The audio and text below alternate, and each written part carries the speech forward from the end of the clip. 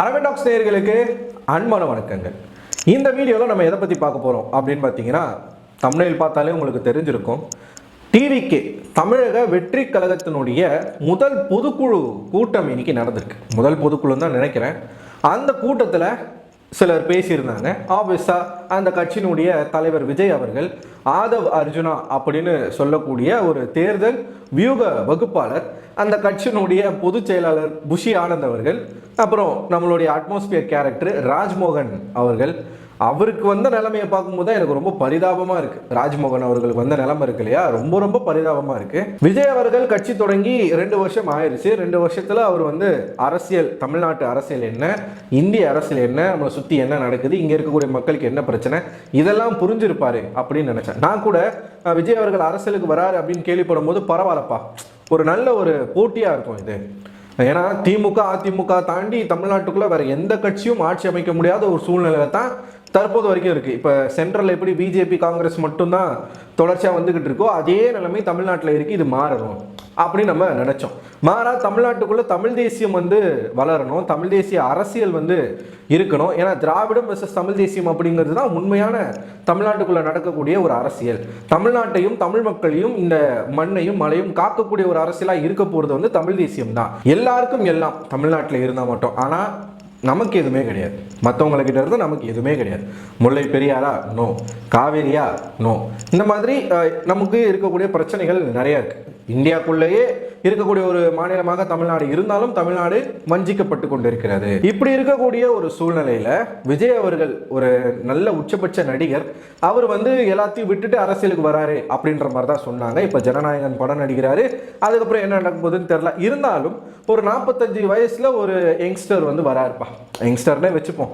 Youngster அரசியலுக்குள்ள வராரு, நல்ல பெயர் போன மக்களுக்கு நல்லா பரிட்சயமான ஒரு நபர் வராரு, அரசியல்ல ஏதோ ஒரு மாறுதல் இருக்குமோ அப்படின்னு நினைச்சா அது எப்போ டிசப்பாயின்மெண்டா மாறுது தெரியுமா? இவங்க பேசக்கூடிய பேச்சை கேட்கும் பொழுதுதான்.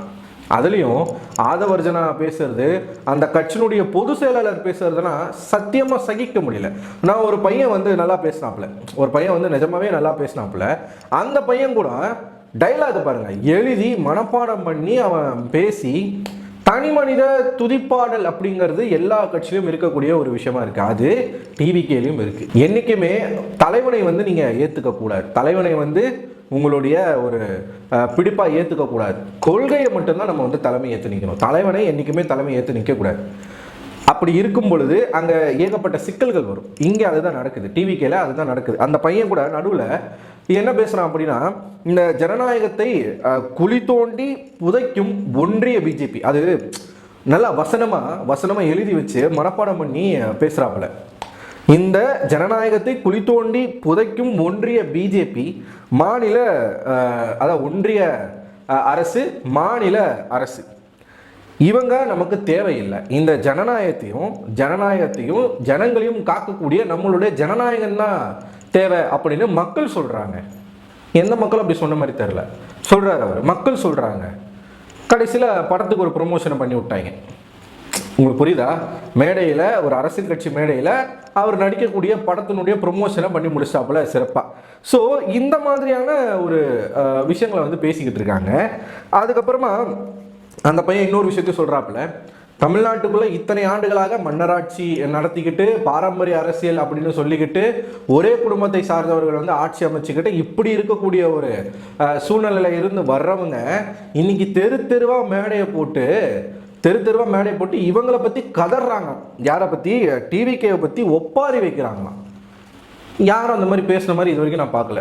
டிவிகே விஜய் அவர்களை விமர்சனம் பண்ணுறதுக்காக தெருவாக மேடை போட்டு எந்த கட்சியும் பேசின மாதிரி நான் இது வரைக்கும் பார்க்கல. நம்மளும் தொடர்ச்சியாக அரசியலை ஃபாலோ பண்ணிக்கிட்டு இருக்கக்கூடிய ஒரு பர்சன் அப்படிங்கிறதுனால எதிர்கட்சியாக இருக்கக்கூடிய அதிமுகவும் சரி, ஆளுங்கட்சியாக இருக்கக்கூடிய திமுகவும் சரி, சீமான் அவர்கள் பேசினாங்க. சீமான் அவர்கள் பேசுனதுக்கான காரணம் அவர் ஏற்றுக்கிட்ட அந்த கொள்கையில் இருக்கக்கூடிய முரண்பாடுகள். அவர் ஒருத்தர் பேசினார். அப்புறம் அண்ணாமலை சில இடங்களில் விஜய் அவர்களுடைய கொள்கையை பற்றி கமெண்ட் பண்ணியிருக்காரு. இப்போ அரசியல்னு வந்துட்டாங்க அப்படின்னா எல்லா தரப்புல இருந்தும் விமர்சனம் வரும். ஆனால் இவங்க என்ன சொல்கிறாங்கன்னா, பாரம்பரிய அரசியல் நடத்தக்கூடிய ஆட்கள் ஆகிய நீங்கள் தெரு மேடையை போட்டு எங்களை பற்றி ஒப்பாரி வைக்கிறீங்க, இதுதான் எங்களுடைய முதல் வெற்றி அப்படின்றாங்க. இப்போ எப்படி ஸ்டாலின் அவர்கள் வந்து தனக்கு தானே அப்பா அப்படின்னு பேரை வச்சுக்கிட்டாரோ அதே மாதிரி இவங்களே தங்களை பெரிய ஆளா வந்து என்ன பண்றாங்க, காட்டிக்கிறாங்க. விஜய் அவர்கள் அப்படிதான் பேசுறாரு. 2026 தேர்தலில் 2 கட்சிக்கு தான் போட்டி, ஒன்று டிவிகே, இன்னொன்று டிஎம்கே அப்படின்னு அவரே ஃபிக்ஸ் பண்ணிக்கிறார். ஒரு புதிய பட்டத்தை வேற கொடுக்குறாங்க. எங்க ஸ்டேஜில் புதிய பட்டத்தை கொடுக்குறாங்க. ஆதவ அர்ஜுனா அவர்கள் வந்து ஒரு 16-17 தீர்மானங்கள் போட்டாங்க. ஒரு கட்சியினுடைய பொதுக்குழு கூட்டம்னா அந்த தீர்மானங்கள்ல இருக்கக்கூடிய சிறப்பம்சங்களை பத்தி பேசணும். எதுக்காக அந்த தீர்மானங்கள் அப்படின்றத தலைவர் அவர்கள் வந்து ஒரு 2-3 நிமிஷம் பேசியிருந்தா நல்லா இருந்திருக்கும். மாறா அவர் ஃபுல்லா சினிமா டயலாக் அடிச்சுக்கிட்டு இருக்காப்ல. அதை பத்தி நம்ம பார்ப்போம். ஆதவர்ஜுனா அவர்கள் வந்து இன்னொரு தீர்மானமாக நான் வந்து ஒரு விஷயத்த போடுறேன். தளபதி அப்படிங்கிற அந்த பேரை இனிலிருந்து நம்ம விட்டுறணும், இனிமே நம்ம வெற்றி தலைவர் அப்படின்னு தான் அழைக்கணும் அப்படின்னு சொல்றாரு. எனக்கு இது ஒண்ணுமே புரியல. அதான் எக்ஸாக்டா முதலமைச்சர் ஸ்டாலின் அவர்கள் வந்து எப்படி தன்னை தானே அப்பா என்று பெயர் வைத்துக் கொண்டாரோ அதே மாதிரி இவங்க விஜய் அவர்களுக்கு பெயர் வைக்கிறாங்க. இது கடைசியில் எங்க போய் முடியும் தெரியுமா? இப்ப எப்படி வந்து திராவிட கட்சிகளும் திமுக, அதிமுக போன்ற பாரம்பரிய கட்சிகளும் வந்து பெரியார் அவர்களை பத்தி இன்னமும் பேசிக்கிட்டு இருக்காங்களோ, எல்லாத்துக்கும் காரணம் பெரியார் தான் அப்படின்னு சொல்லி இன்னமும் அவர் பெரியாரையாச்சும் அவர் இறந்து போய் இப்போ அவரை பத்தி பேசிக்கிட்டு இருக்காங்க. அவருடைய கருத்துக்கள், கோட்பாடுகள், அவருடைய பெண்ணிய விடுதலைக்கான அந்த விஷயங்கள் இவ்வளோ பண்ணியிருக்காரு அப்படின்ற மாதிரியான அவருடைய பெருமைகளை இன்னமும் பாடிக்கிட்டே இருக்காங்க. அதே மாதிரி விஜய் உயிரோடு இருக்கும்போது, இன்னும் அரசியலில் ஒரு ஆளுமையாக வராத போது இப்பத்துல இருந்தே விஜய் என்ன பண்றாங்க, துதிப்பாட ஆரம்பிச்சிட்டாங்க. இதுல ரொம்ப வேடிக்கையான விஷயங்கள் என்ன தெரியுமா வரும். இப்போ ஒரு கட்சி அப்படின்னா பேசுறதுக்கு பேச்சாளர்கள் இருக்கும், சரிங்களா? ராஜ்மோகன் அவர்கள் வந்து கிட்டத்தட்ட எப்படி மாறி நிற்கிறார் அப்படின்னு பார்த்தீங்கன்னா, அவரோட நிலைமையெல்லாம் பார்க்கும்போது எனக்கு நிஜமாவே பரிதாபமாக இருக்குது. ஒரு இசை வெளியீட்டு விழா, இப்போ விஜய் அவர்களுடைய ஒரு படத்தினுடைய இசை வெளியீட்டு விழாவாக இருக்கட்டும், இல்லை வெற்றி விழாவாக இருக்கட்டும், அதில் இந்த ஆங்கர்ஸ் இருப்பாங்கல்ல, ஒருத்தரை இன்ட்ரடியூஸ் பண்ணுறது, அந்த மாதிரி மாறி நிற்கிறார். எனக்கு தெரிஞ்ச அந்த கட்சியிலேயே பர்ஃபெக்டாக தமிழ்லையும் சரி, எழுத்துப்பிழை இல்லாமல், சொற்பிழை இல்லாமல் பேசக்கூடிய ஒரே நபராக இருக்கிறது வந்து ராஜ்மோகன் அவர்கள் தான். இப்படி போய் அங்கே மாட்டிக்கிட்டே சவால் அப்படின்ற மாதிரி தான் அவரை பார்க்கும்போது நமக்கு வந்து கேட்க தோணுது. ஏன்னா அவர் என்ன சொல்கிறாருன்னா, அந்த பையன் பேசிட்டு போயிட்டாப்புல, அந்த சின்ன பையன் பேசிட்டு போன பிறகு குட்டி புலியே இப்படி பேசுதுன்னா எங்கள் தாய்ப்புலி பேசுறதை கேட்டா அப்படின்னு சொன்னார் பாருங்க. அதுதான் எனக்கு பார்க்கும்போது சரி ஓகே விஜய் ஏதோ பேச போகிறாரு அப்படின்னு சொல்லிட்டு நானும் பார்த்துட்டு இருந்தேன். டிசப்பாயின்மெண்ட் வந்து நமக்கு தான். இது எப்படி ரசிக்கிறாங்கன்னு தெரில. அதான் இந்த தொண்டர்கள் வந்து இன்னும் தொண்டர்களாக மாறலை, அவங்க இன்னும் ரசிகர்களாகத்தான் இருக்காங்க. விஜய் அவர்கள் சர்க்கார் படத்தில் என்ன டைலாக பேசினாலும் எப்படி அங்கே தேட்டரில் உட்காந்து கை தட்டினாங்களோ அதே மாதிரி அவர் பாட்டு டைலாகாக பேசிக்கிட்டு இருக்காப்புல, இவங்க உட்காந்து கை தட்டிக்கிட்டு இருக்காங்க. சரி, இப்போ விஜய் அவர்கள் வந்து பேசின சில விஷயங்களை வந்து நம்ம பார்க்கணுங்க. அதாவது ஒரு அரசியல் மேடை அப்படின்னும் பொழுது அந்த மேடையில் நம்ம எதை பற்றி பேசணும், எப்படி பேசணும் அப்படின்ற ஒரு வரமுறை இருக்குது. நான் விஜய் அவர்களை, நடிகர் விஜய் எப்படி பார்த்தனோ, ஒரு அரசியல் கருத்துக்களை சொல்லக்கூடிய, உதாரணத்துக்கு கத்தி, சர்க்கார், தலைவா, இது போன்ற படங்களில் விஜய் அவர்களுடைய அந்த சினிமா உச்சரிப்பு டயலாக்ஸ் எப்படி இருக்குமோ எக்ஸாக்டாக அச்சு பெருசாமல் அப்படியே மேடையில் பேசுகிறார். இன்னமும் அவர் வந்து ஒரு கட்சியின் தலைவராக மாறலை, இன்னமும் நடிகர் விஜயாகத்தான் இருக்கார். ஏன்னா பேசுகிற டைலாக்ல இருந்து, அந்த எக்ஸ்பிரஷன்ல இருந்து அப்படியே இருக்கு. நீங்க பாருங்களேன், ஸ்டேஜில் நின்றுட்டு ஒரு தமிழ்நாட்டை ஆளக்கூடிய ஒரு அடுத்த சக்தியாக நாங்கள் தான் வரப்போகிறோம் அப்படின்னு சொல்கிற ஒருத்தர் என்னென்ன வசனங்கள் பேசுகிறாரு பாருங்களேன். அணையை போட்டு நீங்கள் வந்து ஆற்றை தடுக்கலாம், காற்றை தடுக்க முடியாது, அப்படி தடுக்கணும்னு நினச்சிங்கன்னா அது வந்து சூறாவளியாக மாறிடும். இதெல்லாம் படத்தில் பேசுகிற டைலாக். எக்ஸாக்டாக ஒரு சர்க்கார் படத்தில் இப்படி தான் பேசிக்கிட்டு இருக்காப்புல, இப்படி தான் பேசியிருந்தார். அப்படியே இங்கே அதே மாதிரி தான் பேசுகிறாப்புல.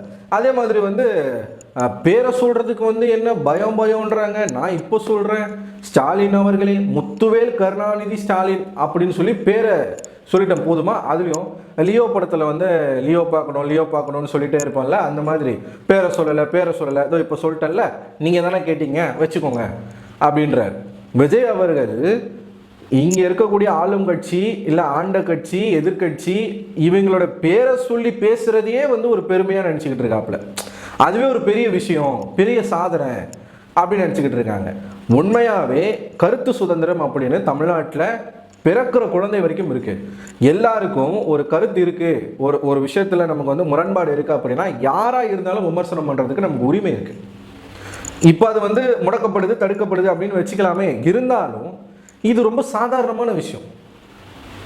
முதலமைச்சர் ஸ்டாலின் அவர்கள் பேரை சொல்கிறதோ அதே மாதிரி மோடி அவர்களுடைய பேரை சொல்லிட்டு மோடிஜி தமிழ்நாடு மட்டும்தான், தமிழ்நாடு மக்கள்னா மட்டும் உங்களுக்கு ஏஞ்சி அலர்ஜி அப்படின்லாம் இப்படிலாம் ஒரு டயலாக் ஒரு கட்சி தலைவர் பேசிக்கிட்டு இருக்காரு.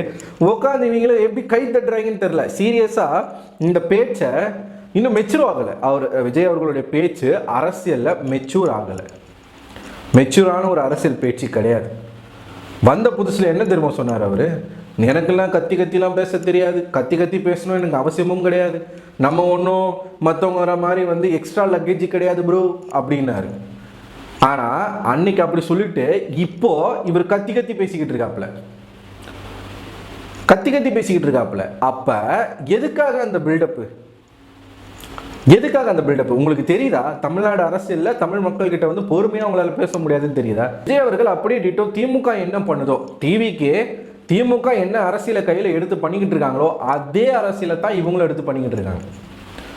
தனி மனித துதி பாடுறது, இதோ ஒருத்தர்லாம் சொல்லியிருந்தாப்புல, கருணாநிதி அவர்களுடைய ஆட்சியில் வாழ்ந்துட்டோம், ஸ்டாலின் அவர்களுடைய ஆட்சியில் வாழ்ந்துட்டோம், அடுத்து உதயநிதி அவர்களுடைய ஆட்சியில் வாழ்ந்துருவோம், ஒரே ஒரு ஆசை தான் இருக்குது, அந்த இன்பநிதி அவர்களையும் முதலமைச்சர் ஆக்கிட்டோம் அப்படின்னா இந்த கட்டை வெந்துடும் அப்படின்னு திமுக ஒருத்தர் பேசி வைப்பார்ப்பல. அதே மாதிரி தான் விஜய் கட்சியில் இருக்கக்கூடிய அந்த ஆட்களும் பேசிக்கிட்டு இருக்காங்க.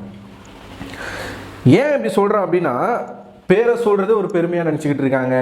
பேசவே தெரியலைங்க. முதல்ல ஆதவ அர்ஜுனா 56 நிமிஷம் பேசுகிறாரு, விஜய் அவர்கள் 16 நிமிஷம் பேசுகிறாரு. கட்சியினுடைய தலைவருடைய பேச்சை பாருங்க. ஒரு தேர்தல் வியூக வகுப்பாளர் அவர் அவ்வளோ நேரம் பேசிக்கிட்டு இருக்கார். ஒரு அட்லீஸ்ட் சரி பேசுகிறாங்க, ஓகே, நல்லாவாச்சும் பேசுகிறாங்களா அப்படின்னு கேட்டால், ரசிக்கும்படி இருக்கான்னு கேட்டால், அந்த ரசிகர்களை தாண்டி விஜய் அவர்களுடைய அந்த ரசிகர்கள், அந்த கட்சியினுடைய தொண்டர்களை தாண்டி பொதுமக்களை இந்த ஸ்பீச் ஈர்க்குதான்னு கேட்டால் வாய்ப்பே கிடையாது. சமர்ப்பிக்கிறோம் அப்படிங்கிற வார்த்தை வாயில வரல, சமைக்கிறேன்னு சொல்லிக்கிட்டு இருக்காரு ஆதவ அர்ஜுனா. இதை விட ஒரு கொடுமை என்ன தெரியுமா?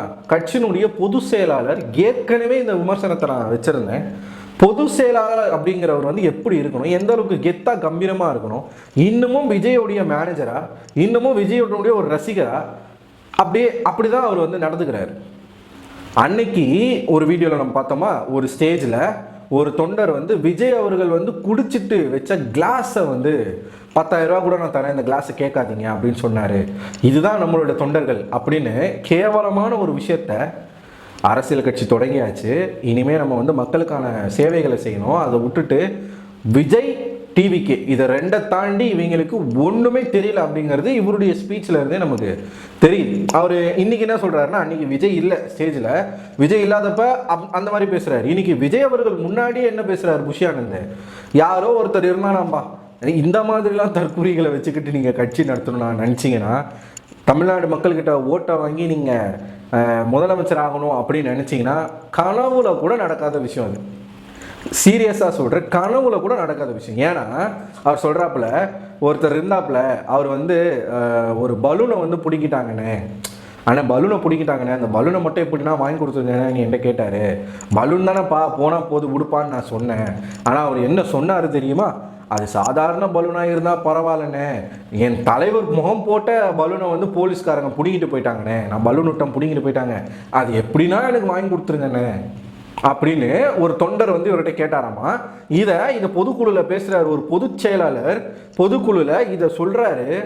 விஜய் அவர்கள் வேடிக்கை பார்த்துக்கிட்டு இருக்காப்புல. புரியுதா உங்களுக்கு? விஜய் ஒருவேளை விஜய் இல்லை, ஒரு 50-60 வருஷத்துக்கு அப்புறம் விஜய் இறந்துட்டாருன்னு வச்சுக்கோங்களேன், பெரியார் எப்படி இந்த தமிழ்நாட்டுக்குள்ளே இன்னும் போற்றி பாதுகாத்துக்கிட்டு இருக்காங்களோ, பெரியார் ரேஞ்சுக்கு விஜய் நான் ஒப்பிடுறேன்னு சொல்லிட்டு யாரும் அந்த மாதிரி நினைக்க வேணாம். இப்போவே அவங்க அதை ஆரம்பிச்சிட்டாங்கன்றேன். இப்போ தமிழ்நாட்டில் என்ன நடந்தாலும் எல்லாத்துக்கும் காரணம் பெரியார் தான் அப்படின்னு ஒரு கோட்பாடு இருக்கிற மாதிரியே இப்பத்தில் இருந்தே அவங்க என்ன பண்ணிக்கிட்டு இருக்காங்க, விஜய் விஜய் விஜய் விஜய் பலூனை கொடுக்கல, விஜய் பலூனை பிடிங்கிட்டாங்க, விஜய் குடிச்சிட்டு வச்ச எச்சி கிளாஸை தரமாட்டேன், விஜய் உட்காந்து போன நாற்காலி மேலே ஃபோட்டோ எடுக்கிறது, இன்னமும் பேனருக்கு பால் அபிஷேகம் பண்ணுறது, இது தான் இவங்களுடைய அரசியலாக இருக்குது. அதுலேயும் எழுதி கொடுக்குற ஒழுங்காக எழுதி கொடுக்கணும்ல. விஜய் அவர்களுக்கு தெரியல பாவம், அவர் எழுதி கொடுத்ததை அப்படியே பேசிட்டு போகிறாப்புல. நல்லா ஒரு 4 பஞ்ச் டைலாக் பேசிட்டு ஒரு 16 நிமிஷம் 15 மேக்ஸிமம் 20 மினிட்ஸ் அவர் பேசுகிறாரு. சரிங்களா? அவ்வளோதான் கெப்பாசிட்டி, அவ்வளோதான். ஆதவர்ஜுனா 1 மணி நேரத்துக்கிட்ட பேசுகிறாரு. கட்சியினுடைய தலைவரால் ஒரு 20 நிமிஷம் கூட பேச முடியல. இதுதான் டிவிக்கு உடைய தற்போதைய நிலைமை. மேபி அவர் கற்றுக்கிட்டு இருக்கலாம், கற்றுக்கிட்டு வரக்கூடிய தேர்தலில் பேசுவார்னு நினைக்கிறேன். அவர் என்ன சொல்கிறாரு கடைசியாக முடிக்கும்போது ஒரு டயலாக சொல்லி முடிக்கிறார், ஒரு இங்கிலீஷ் ப்ராபப் சொல்லி முடிக்கிறாப்புல. Men may come men may go but I go on forever அப்படின்ற ஒரு இங்கிலீஷ் ப்ராபை சொல்கிறாப்புல. அதில் என்ன சிக்கல் அப்படின்னு பார்த்தீங்கன்னா, ஆக்சுவலாக அதை எழுதியவருடைய பேர் வந்து ஆல்ஃப்ரட் லார்ட் டென்னிசன் அப்படிங்கிற ஒருத்தர் வந்து எழுதியிருக்காரு. ஆனால் நம்ம டிவிகே கட்சியினுடைய தலைவர் தளபதி விஜய் அவர்கள் அதை வந்து வில்லியம் பிளாக்கின் வசனங்களுக்கேற்ப அப்படின்னு சொல்லி யாரோ ஒருவருடைய பேரை சொல்கிறார். இதுதான் அவருடைய தற்போதைய நிலைமை. இப்போ முதலமைச்சர் ஸ்டாலின் இருக்கார் இல்லையா, அவர் வந்து எப்படி இன்னொருவர் எழுதி கொடுக்கறத அப்படியே பார்த்து படிக்கிறாரோ அது கூட நல்லா இருக்கும். அவருடைய எக்ஸ்பீரியன்ஸ் வந்து பயங்கரமாக இருக்கும். என்னதான் பார்த்து படித்தாலும் அதை அப்படியே மேனேஜ் பண்ணிட்டு போயிடுவாப்புல. அதில் என்ன இருக்குது, ஏது இருக்குது, என்ன எழுதியிருக்கிறாங்க, அதே தான் எக்ஸாக்டாக விஜய் அவர்கள் வந்து பண்ணிக்கிட்டு இருக்காப்புல. எழுதியிருக்கிற விஷயம் கரெக்டாக தப்பா. இப்போது ஒரு 17 தீர்மானங்களை போட்டாங்க. இந்த 17 தீர்மானங்களை பற்றி ஒரு தலைவர் பேசியிருந்தால் இந்த பொதுக்குழு கூட்டம் எப்படி போயிருக்கும். ஆனால் விஜய் அவர்களுடைய இந்த 16 நிமிட பேச்சுமே அவர் வந்து ஒட்டுமொத்தமாக இப்போ என்ன பண்ணுறாருன்னா ஒரு லைம் லைட்டை செட் பண்ணுறாப்புல. இது வந்து டிவிகேக்கும் டிஎம்கேக்கும் தான் போட்டி. ஏன்னா முதலமைச்சர் பேரை சொல்ல பயமா, முத்துவேல் கருணாநிதி ஸ்டாலின் பார்த்தீங்களா, சொல்லிட்டேன் பார்த்தீங்களா, மோடிஜி அலர்ஜி இப்படி ரைமிங்காக பேசுறது, அதில் காமெடியாக பேசுறது. நான் வந்து ஆறு கிடையாது, நான் வந்து காற்று, சும்மா தடுத்தீங்கன்னா நான் வந்து சூறாவளியாக மாறுவேன், அதில் வேற என் மக்களை சந்திக்கிறதுக்கு என்ன தடுக்கிறதுக்கு நீங்கள் யாருங்க அப்படின்னு சொல்லி இப்போ இவ்வளோ வீராப்பா பேசிக்கிட்டு இருக்காரு. யார் தெரியுமில்ல இவர்? தலைவா படத்தை வெளியிட மாட்டேன் அப்படின்னு அதிமுக அரசாங்கம் வந்து தடை போட்டப்ப இதே விஜய் அவர்கள் வந்து மன்னிப்பு கடிதம் கொடுத்து ஜெயலலிதா அவர்கள் காலில் உள்ளாத குறையா கெஞ்சி கூத்தாடி அந்த படத்தை ரிலீஸ் பண்ண வச்சாப்புல. நீங்களாம் இன்றைக்கி வந்து இவ்வளோ பில்டப் போட்டு பேசிக்கிட்டு இருக்கிறது ஓகே, நல்லா தான் இருக்குது, பேசுங்க. ஆனால் மக்களுக்கான விஷயங்களை பேசுங்க சார். நீங்கள் வந்து ஒரு இன்னமும் ஒரு ஹீரோ ஆட்டிடியூட்லேயே இருக்கிறீங்க. இறங்கி கிரவுண்ட் ஒர்க் பண்ணணும், மக்களுக்கான சேவை பண்ணணும், எல்லா விஷயங்களும் நம்ம பண்ணணும். அதை நோக்கி நம்மளுடைய அரசியல் இருக்கிறத விட்டுட்டு எனக்கு வாய்ப்பு கொடுக்க மாட்டுறாங்க. இவர் என்ன பண்ணுறாருன்னா இவங்க கட்சியை எதிர்கட்சியாக ப்ரொமோட் பண்ணிக்கிட்டு இருக்காரு. இவர் இப்போவே எதிர்கட்சியாக மாதிரி ப்ரொமோட் பண்ணிக்கிட்டு இருக்காரு. எங்களுக்கு எல்லா விதமான பிரச்சனைகளும் கொடுக்குறாங்க, எங்களுக்கு வந்து அலோவ் பண்ண மாட்டுறாங்க, பர்மிஷன் கொடுக்க மாட்டுறாங்க, என்னை அடக்குறாங்க, ஒடுக்குறாங்க, இதுக்கெல்லாம் நான் அஞ்ச மாட்டேன், சலசலப்புக்கு அஞ்சுற புளியாது அப்படின்ற மாதிரி வசனங்கள் பேசிக்கிட்டு இருக்காப்புல. ஒரு பக்கம் ஆதவ அர்ஜுனா என்னடானா சமைக்கிறேன்றாப்புல, இன்னொரு பக்கம் புஷி ஆனந்த் என்னடானா தலைவர் படம் போட்ட பலூனை வந்து ஒரு தொண்டன் கேட்குறானா. ஏன்னா அந்த பலூன் இல்லைன்னா வேற ஒரு பலூன் இல்லையா, எடுத்து ஊதி கொண்டு போ, இல்லை புஷி ஆனந்த் கிட்டே கொடுத்து விஜய் அவர்களை ஊதி கொடுக்க சொல்லி கொண்டு போ. இது ஒரு விஷயமா? இதை ஸ்டேஜில் பேசுகிறாப்புல, பொதுக்குழு கூட்டத்தில் பேசுகிறாப்புல. இவங்களுக்கு அரசியல்லாம் என்னன்னே தெரியலைங்க. ஆக்சுவலாக இதுதான் உண்மை. அரசியல்லாம் என்னன்னே தெரியலை. ஏதோ விஜய் அவர்கள் கட்சி ஆரம்பிச்சிட்டாங்க, ஃபேன்ஸ் எல்லாருமே தொண்டர்களாக மாற்றிட்டாரு அப்படின்னு சொல்லி அந்த வெள்ளை சட்டை வெள்ளை பேண்ட்டு ஒரு துண்டை போட்டுக்கிட்டு கிளம்பி வந்துடுறாங்க. இன்னும் தேர்தல் இருக்குது, தேர்தலில் நீங்கள் என்ன பண்ண போகிறீங்க அப்படிங்கிறது தான் அந்த மக்கள் பார்க்க போகிறாங்க. அதுக்குள்ளே தயவுசெய்து இந்த மாதிரியான விஷயங்களை மாற்றுங்க. பொது செயலாளர் அப்படிங்கிற ஒருத்தர் வந்து பொது செயலாளர் மாதிரி இருக்கணும். இன்னமும் பிஏவா, இன்னமும் மேனேஜரா? இது உச்சபட்ச கொடுமை என்ன தெரியுமா? அந்த கட்சிக்குள்ளேயே இப்போ விஜய் அவர்கள் தான் தலைவர், ஆனால் புஷி ஆனந்த முதலமைச்சர்னு சொல்லி போஸ்டர் ஒட்டிக்கிட்டு இருக்காங்க. இப்பயே ஆரம்பிச்சிட்டாங்க, புரியுதா? இப்பயே வந்து பங்கு போட ஆரம்பிச்சிட்டாங்க. இவர் தான் முதலமைச்சர், இல்லை இவர் தான் முதலமைச்சர்னு சொல்லி இப்போவே பங்கு போட ஆரம்பிச்சிட்டாங்க. இன்னும் எலெக்ஷனை சந்திக்கலை, மக்கள்கிட்ட போகல, ஓட்டு வாங்கலை, அதுக்குள்ளே நான் தான் முதலமைச்சர் நீ தான் முதலமைச்சர் சொல்லி இப்பயே இந்த உட்கட்சி பூசல், கட்சி ஆரம்பித்து 2 வருஷத்தில் உட்கட்சி பூசல் இப்பயே ஆரம்பிச்சு போச்சு. போஸ்டர் ஒட்டி இருக்கிறாங்க புஷி ஆனந்த முதலமைச்சர்னு சொல்லி. இதெல்லாம் விஜய் அவர்களுக்கு தெரியுமா? புஷி ஆனந்த கேட்டால் யாரோ காழ்ப்புணர்ச்சியில் யாரோ வந்து அந்நிய சக்தி வந்து பண்ணிட்டாங்களாமா. சொல்கிறதுக்கு ஒன்றும் இல்லை. ஸோ இந்த பொதுக்குழு கூட்டம் வந்து முழுக்க விஜய் அவர்களுடைய பேச்சு வந்து மாசாவே இல்லை, கிரிஞ்சாக இருக்குது. சீரியஸாக கிரிஞ்சாக இருக்குது. டைலாக் தான் இருக்கே தவிர்த்து அதில் பெருசாக மேட்ரு இல்லை, மக்களுக்கான விஷயங்கள் அதில் இல்லை. பஞ்ச் டைலாக் நல்லா பேசுகிறாப்புல, நல்லா இப்போ ஒரு இப்படி இந்த ஸ்டேஜில் பேசுவாங்க இல்லையா, எதிர்கட்சியை தாக்கி, அந்த மாதிரி தான் பேச்சுகள் இருக்கே தவிர்த்து அந்த அரசியல் தானே திமுக பண்ணுது, அந்த அரசியல் தானே அதிமுக பண்ணுது. தன்னை யார் விமர்சனம் செய்கிறாங்களோ அவங்கள தாக்கி பேசக்கூடிய அரசியல் தானே இவங்க பண்ணிக்கிட்டு இருக்காங்க. பிஜேபி அதை தானே பண்ணுது, காங்கிரஸ் அதை தானே பண்ணுது. நான் எக்ஸ்ட்ரா லக்கேஜ் இல்லைன்னு சொல்லிட்டு நீங்களும் வந்து அதையே பண்ணுறீங்க அப்படின்னா உங்களுக்கும் அவங்களுக்கும் என்ன வித்தியாசம்? சீரியஸாக இதெல்லாம் பார்க்கும்போது எனக்கு ஒரு விஷயம் தோணுது. கமலஹாசன் அவர்கள் வந்து நடிப்பு துறையை விட்டுட்டு நான் கட்சி ஆரம்பிக்கிறேன், நான் வந்து ஆனால் நடிக்கிறார், இன்னும் பரவாயில்ல, அவர் வந்து ஏதோ தப்பிஸ்டாப்பில். அவர் கட்சி ஆரம்பித்து கூட இந்த அளவுக்கு அவமானமும் அசிங்கமும் பட்டிருக்க மாட்டார். ஆனால் போகிற போக்க பார்த்தா அவரை விட அதிகமாக கமலஹாசன் அவர்களுக்காச்சும் பேச்சு திறமை இருக்குது. புரியுதுங்களா? ஆனால் விஜய் இருக்கிறதுலையே கமலஹாசன் அவர்களை தாண்டி அசிங்கத்தை வந்து தமிழ்நாடு அரசியலில் மக்களால் பெறுவார் அப்படிங்கிறது வந்து நல்லாவே தெரியுது. நான் சீரியஸாக விஜய் கட்சி ஆரம்பித்தா ஒரு நடிகர் வந்து ஒரு யங் நடிகர் வந்து உச்சபட்சத்தில் இருக்கிற ஒரு நடிகர் வந்து ஒரு அரசியல் கட்சி தொடங்கும் பொழுது தமிழ்நாட்டுக்குள்ளே மாற்றங்கள் வரும் நினச்சேன். ஆனால் இவங்க பேசுகிறதெல்லாம் பார்த்தா ஜோக்கர் கூட்டம் போல அப்படிதான் சீரியஸாக தோணுது. கிரிஞ்சா இருக்குது இந்த மாநாடு முழுக்க கிரிஞ்சி. ஒரு பக்கம் பலூனு, ஒரு பக்கம் சமைக்கிறேன், ஒரு பக்கம் நான் ஆறு இல்லை, நான் காற்று, நான் சூறாவளி, இந்த மாதிரியான பேச்சு. மோடிஜி அலர்ஜி. எனக்கு பொறுத்த வரைக்கும் இந்த ஸ்பீச் இம்ப்ரெசிவாக இல்லை. ராஜ்மோகன் அவர்களுடைய நிலைமை நினைக்கும் போது எனக்கு ரொம்பவே வருத்தமாக இருக்குது. நிஜமாக அவர் போய் நல்லா அங்கே மாட்டிக்கிட்டாரு. இன்னும் கொஞ்ச நாளில் தெரிஞ்சிடும். இன்னும் கொஞ்ச நாளில் விஜயால் சர்வை பண்ண முடியும்னு எனக்கு தோணலை. பார்ப்போம் என்ன நடக்குதுன்றதை பார்ப்போம். மேபி நம்ம ராங்காக கூட இருக்கலாம், மாறலாம். மக்கள் கையில் தான் எல்லாமே இருக்குது. நம்ம மக்களை பற்றி தான் நமக்கு தெரியுமே. விளையாடுறவங்க போய் சொல்ல மாட்டாண்டா அப்படின்ற மாதிரி மக்கள் எதுனா வந்து ஒரு கோமாளித்தனத்தை பண்ணுவாங்க. அதுக்கப்புறம் 5 வருஷம் 6 வருஷம் ஐயோ அம்மா ஆத்தான்னு சொல்லி அடிச்சுப்பாங்க. இது இயல்பாக நடக்கிற ஒரு விஷயம்தான்.